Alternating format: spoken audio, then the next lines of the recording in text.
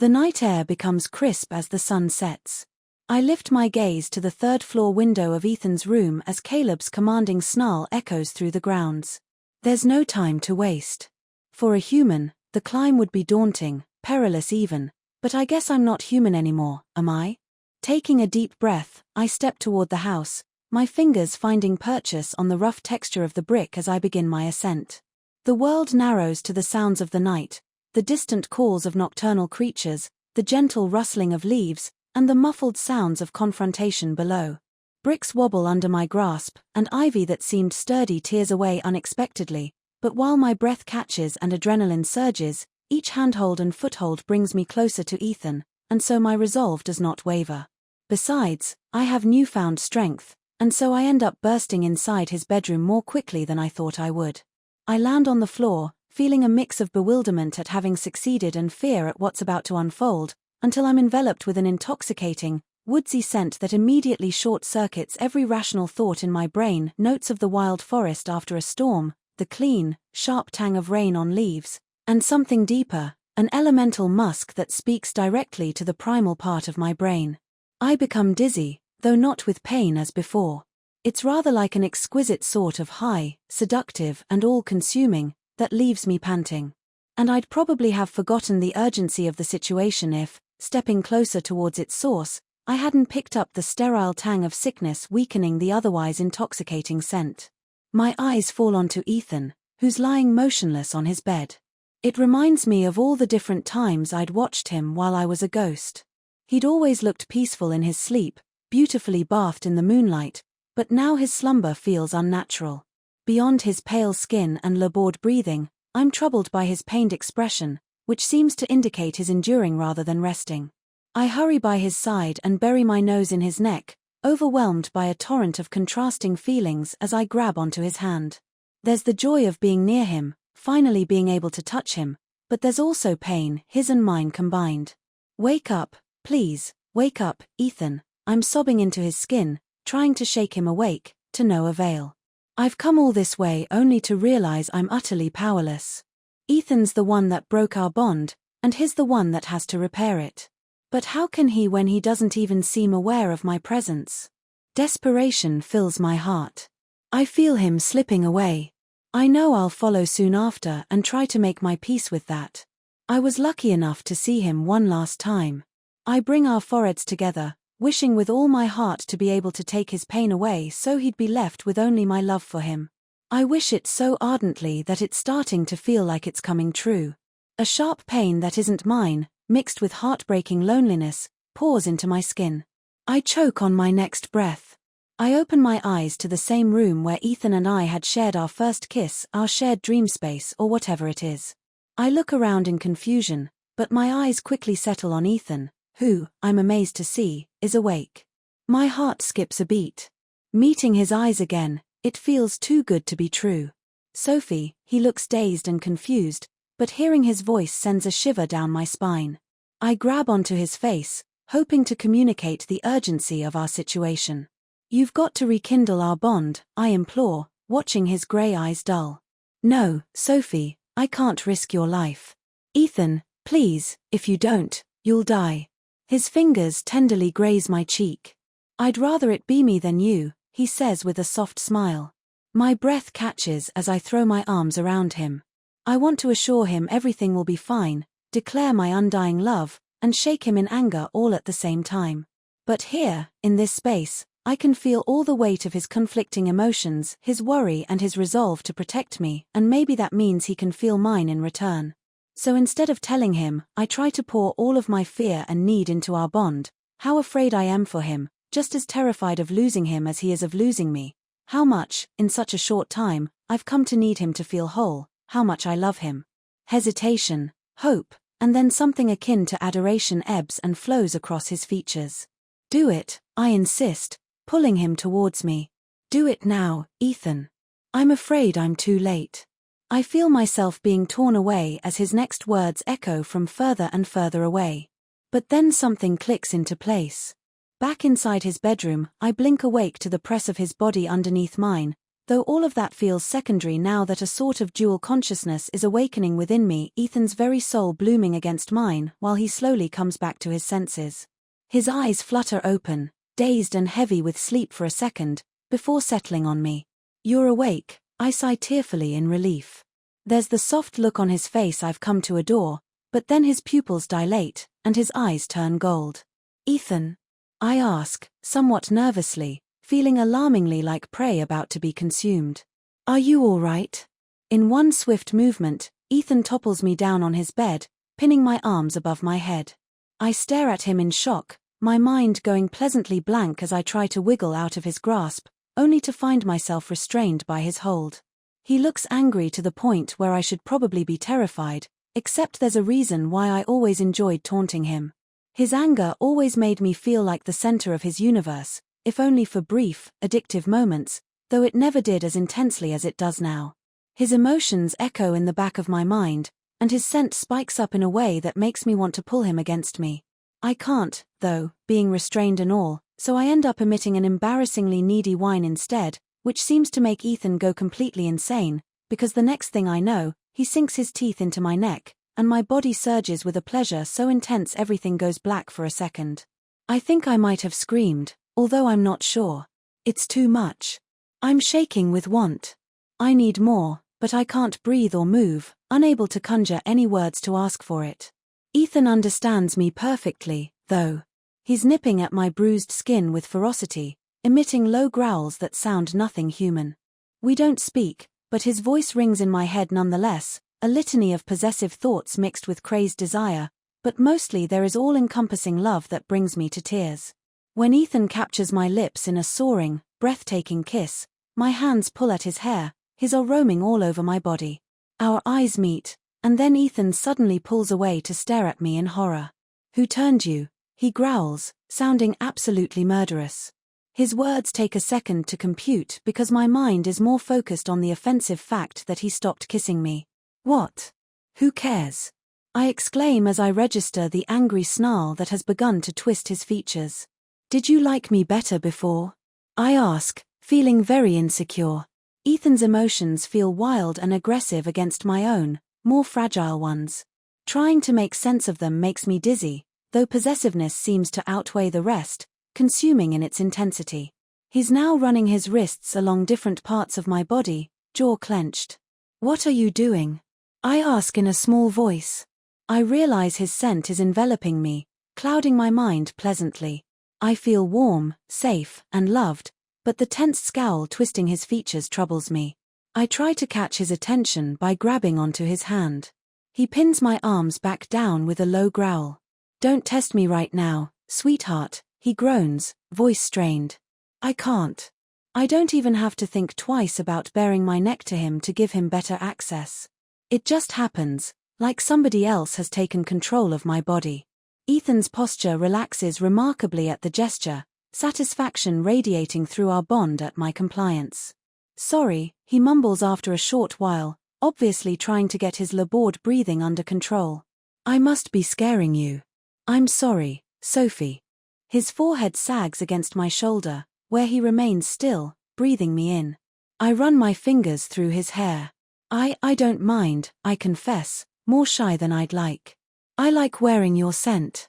It feels, I want to say good, but the word seems both too bold and like an understatement. His contentment pours so strongly through our bond, though, that I can't help but add, "You can do whatever you want to me, you know. I'm yours."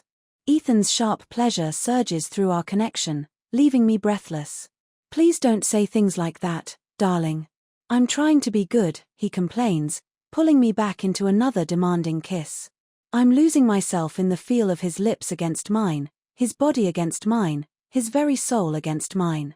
I only realize my fingers have begun to transform when the metallic tinge of blood erupts into the air after I rake my nails across his back. I freeze, shocked. "I'm sorry," I exclaim, eyes going wide. Ethan looks sincerely confused. For hurting you," I feel the need to add. "You're sorry for," Ethan pulls back suddenly, looking affronted. "If anyone should feel sorry here, it's me.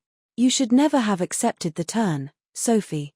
You could have died," he scolds, though softly, caressing my cheek at the same time. Says the guy who was practically catatonic when I arrived. I scoff, hitting his arm. You didn't answer me before, Ethan says, like he's only just remembered that detail. Who did this to you? I'll kill them. I roll my eyes. No, you won't. It was Ava, and we both know she's your favorite. Ava? Ethan looks torn. Why would Ava do this? Good question. So good, in fact, that I'm conveniently reminded of all the events that have led me to become a werewolf in the first place, which I'd kind of forgotten about for a minute there. Oh my God, Ethan, we don't have time for this, I exclaim, trying to wiggle out of his grasp, which only makes him smirk at my utter failure. You have to go stop Caleb.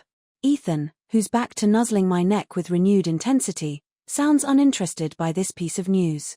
Caleb, he asks, like he's forgotten who this is.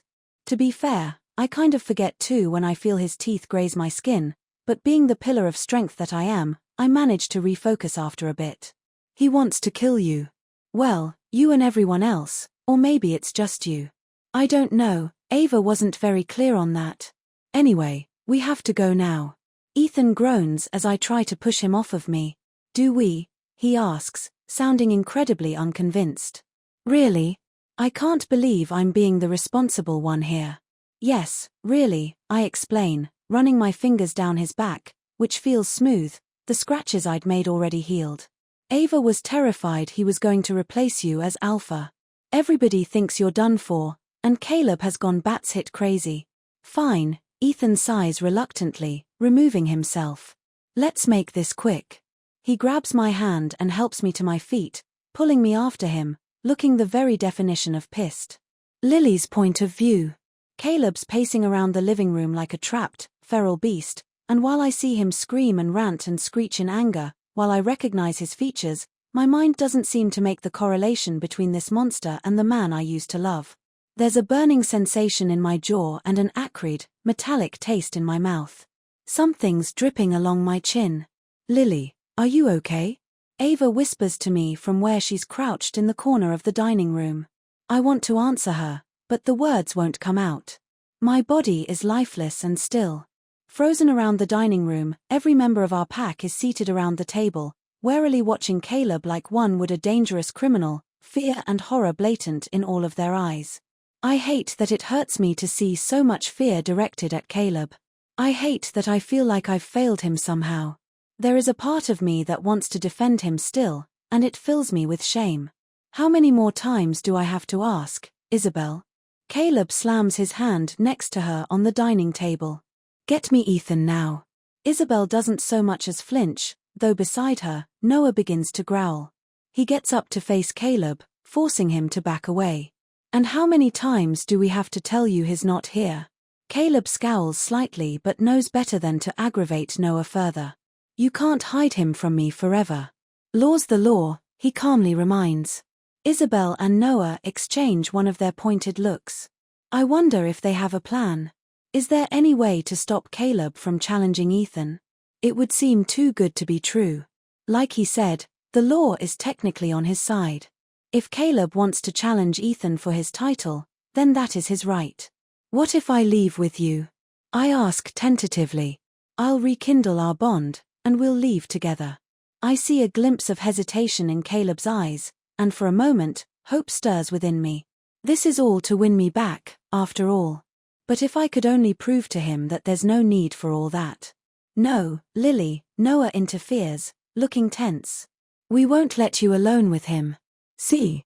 Caleb snaps, clenching his fists again. They'd never leave us be. I have to become the alpha for us. He turns toward Isabel again.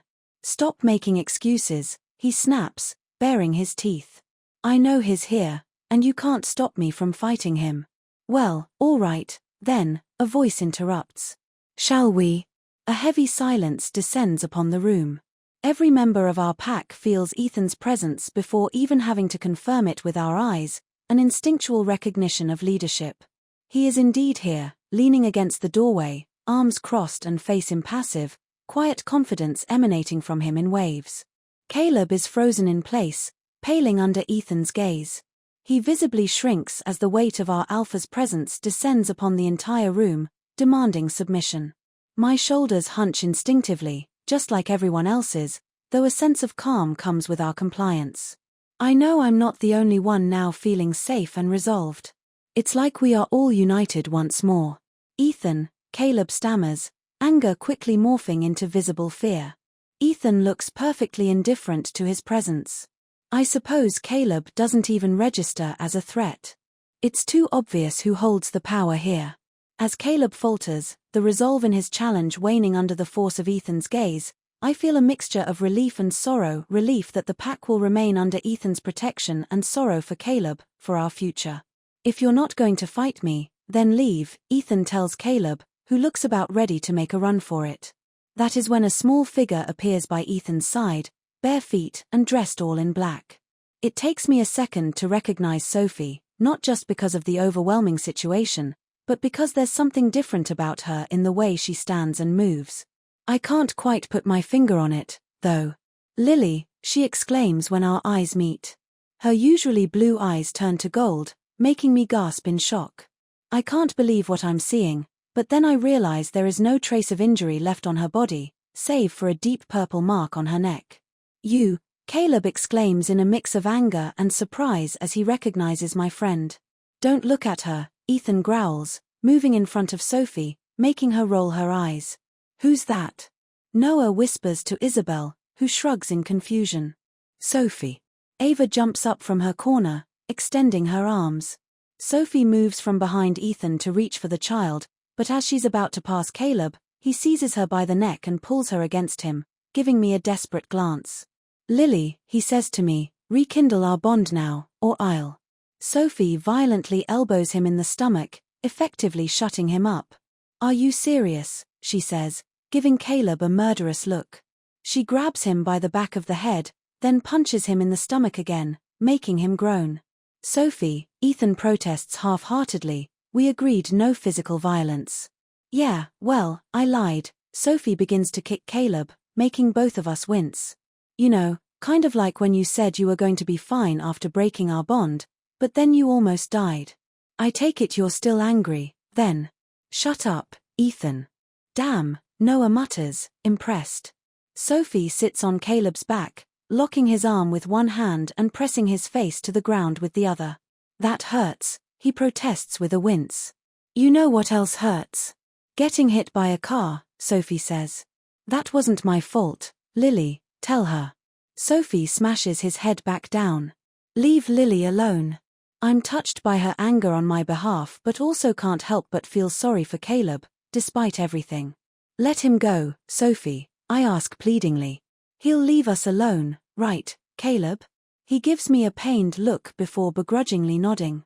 Fine, Sophie sighs, moving away from Caleb, though keeping a foot on his head to stop him from getting up. Anyone else wants to get a punch in before he goes? Noah immediately raises his hand, followed by Ava and, eventually, Isabel. You too? Ethan asks her, surprised. He deserves it. Guys, I protest in a weak voice. I give Sophie a pleading glance, which makes her frown at me, but she eventually removes her foot from Caleb. Fine, no extra punches, then. Sorry, y'all. Seriously, who is that girl? Noah asks Ethan. She's my mate, he replies fondly, earning himself a couple of gasps from all over the room. Your mate. Noah's eyes go wide. But she's cool and fun, and you're, well, not. Sophie laughs. I thought you were a human, Isabel asks her curiously. About that, Ethan turns towards Ava and gives her a stern look, beckoning her to come closer. The kid doesn't look very impressed, though. I'm not sorry, she says, crossing her arms. I saved your life. She's right. Really, you should be thanking her. Sophie says. Wait, so Ava turned you?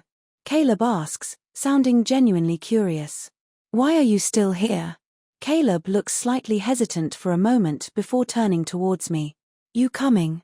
He gives me a pleading look, and instinctively, I'm tempted to get up and follow him, but then Sophie's worried eyes meet mine, and I end up shaking my head, throat feeling tight. I watch my mate exit the room with his head hanging low. Right before disappearing behind a corner, he glances back at me, quickly gesturing a number with his hand that means he'll be waiting for me at our spot in the woods later today. I know I shouldn't, but I can't refuse him a goodbye. I nod briefly.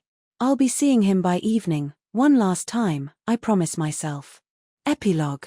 Terror runs through my veins, choking the air from my lungs. No, no, no, I cry, running my hands over Ethan's cold, lifeless body. Don't leave me, wake up, please. I try to shake him awake, knowing it's futile. My heart plummets. He's dead, my mate is dead. Sophie, a voice calls distantly, darling. My eyes snap open to Ethan's worried frown. He's alive. Relief floods me, though my heart pounds uncomfortably. It was just a nightmare, Ethan says, pulling me into his arms. You're safe, Sophia, I'm here. His worry and guilt flow through our bond, clashing with my despair. He runs his fingers through my hair, warm and patient, as I hold back tears, face pressed against his bare chest. His heartbeat soothes me. You're alive, I breathe out in relief. I thought. Ethan tenses. You saved me, he reminds me, taking my face in his hands. You don't have to worry anymore. He kisses my forehead, laying me back on our bed with care. He watches me, shielding me with his body, which I enjoy, though it doesn't erase images of his near death. I almost lost you, I murmur, soaking in his face, the curve of his brows, the sharp jawline, fearing looking away might mean losing him. You're not going to lose me, sweetheart, Ethan frowns, kissing my hands. I'm not going anywhere. You say that, but I stop. I was about to mention he's still recovering from our broken bond, but it would make him feel guilty. The healer says our bond needs time to heal. The brief severance took a toll. It affects Ethan physically, but mentally, I'm haunted by nightmares and anxiety when we're apart longer than 10 minutes, though that's rare. We spend most of our time together, alone, in a perpetual state of undress. I can't get enough of his skin against mine. It feels too good, making separation unbearable. Then let's never be apart again, Ethan mumbles, nibbling my neck. Intoxicating desire clouds his mind, as it does when we touch for long. A side effect the healer says will stabilize. Ethan presses against me, arousal evident. I think I need to have you again, Sophie, he whispers, making me shiver. Are you asking permission? I laugh, pulling him into a kiss. He feels guilty for my earlier tears, but our thoughts dissolve into mind-numbing pleasure, his and mine combined. Hours later, as he sleeps with his arms around me, my thoughts drift to Lily. Her bravery awes me now that I understand a bond's weight. I don't know how she broke hers and survived. I couldn't have. I fall asleep to this naive thought, unaware of the terrible revelation about to plague our pack. As I lie next to the man I love, hoping we're safe, Lily is making a life-threatening decision that will affect us all forever. Lily's point of view. The car pulls up in front of a small manor built onto large grounds at the very center of the city. It's like a small oasis amongst the desert of concrete.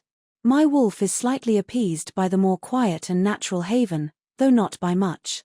It knows we're essentially walking right into the lion's den, so to speak. Are you ready?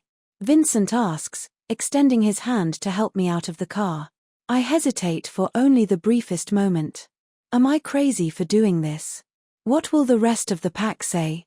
It's best I don't think too much about it for now. There's no other choice, I remind myself. This deal is the only solution I could think of to cheat death, and if I don't take it, Caleb will kill me within the year. Yes, I murmur, taking Vincent's hand. The vampire pulls a dark cloak over my head. Then let's go meet your future husband, he tells me, guiding me towards the house. Thank you for listening.